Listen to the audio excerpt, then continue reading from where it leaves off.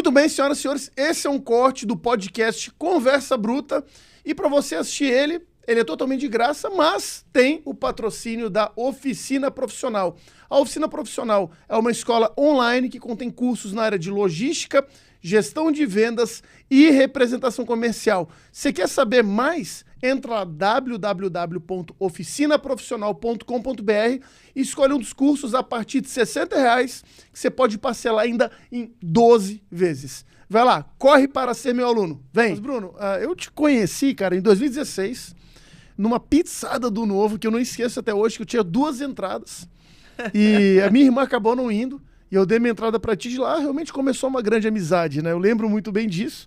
10 anos aí de amizade. 10 anos, exatamente. Foi 2016 isso, cara.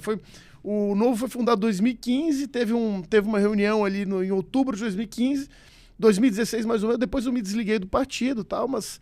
Enfim, né? Porque a gente sabe que partido não é fim, partido é meio. Né? Nós precisamos de um. E naquele momento o Novo foi muito oportuno. Acho que trouxe muita gente boa para a política. Sim. Mas eu lembro que você se declarava uma pessoa liberal clássica. Hoje, depois de toda essa experiência, lá de 2016 para cá, o que mudou no Bruno? Você ainda se considera um liberal clássico ou você já se vê mais para um lado mais conservador? Não, eu sou um liberal clássico, né? Mas eu não penso que o liberalismo clássico ele está em conflito com o conservadorismo, pelo menos o conservadorismo britânico, né? Que eu sou devoto, né? Então, penso que não estão em contradição, não. Continuo acreditando muito no valor da liberdade, no valor e necessidade da liberdade econômica para a prosperidade de um país, na necessidade da responsabilidade individual, de um law enforcement, né? Ou seja, do cumprimento dos contratos. Acredito muito nos mesmos valores e estatutos, né? Mas hoje, com certeza, eu tenho uma ideia muito clara, um reconhecimento muito claro da importância de algumas coisas que antes eu não entendia como tão importantes.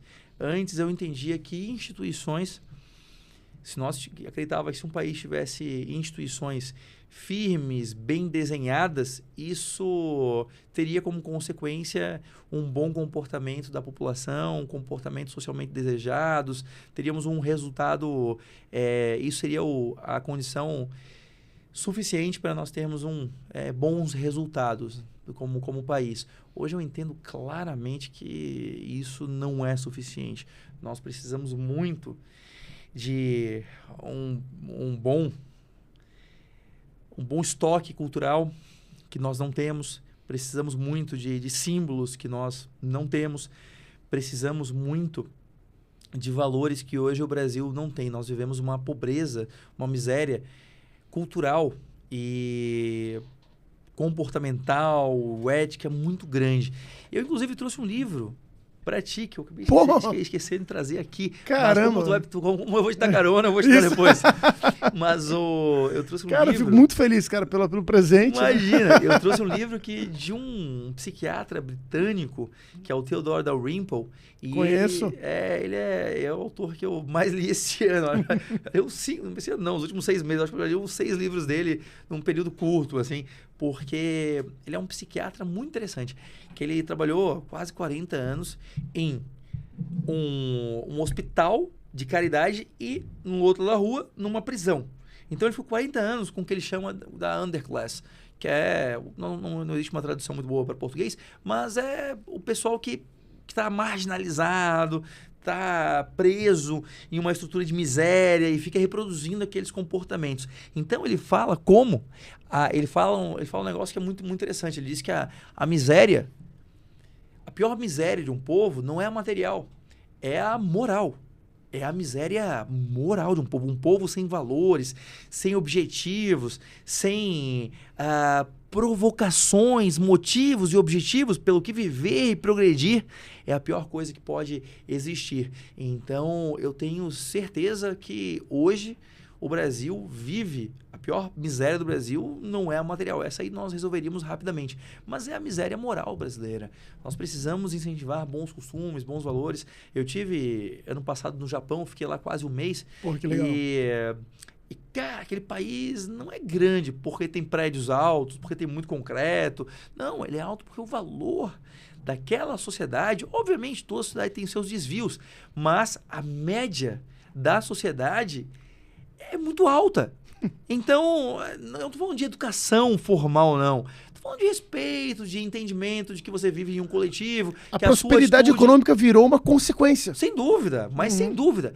Eu comecei a pensar muito sobre isso, que não tem país próspero que seja decadente moralmente, assim, que tenha surgido de uma sociedade moralmente decadente.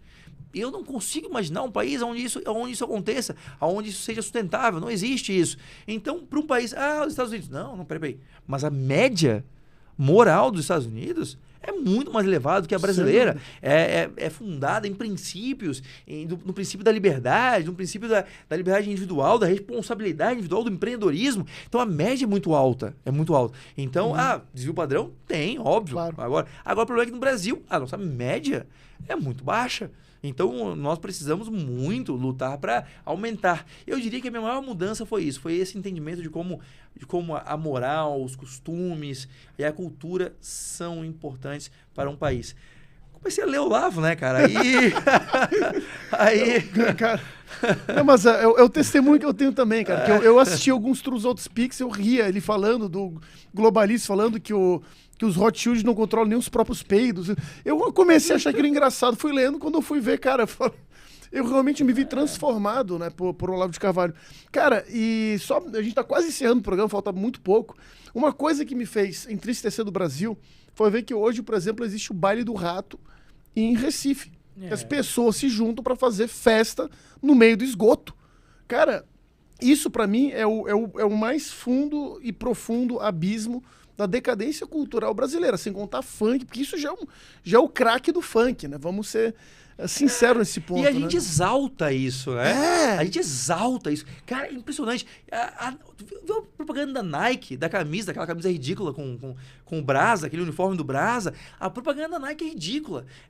Exalta o pior do brasileiro e a gente gourmetiza isso como se fosse algo positivo. Gente, não. E eu garanto, as pessoas acham, mas não tem um problema, o funk é engraçadinho e o baile do rato é engraçadinho. Não, gente, isso se tornam valores, isso acaba se incutindo na nossa mentalidade, no nosso escopo, no nosso conjunto de simbologias.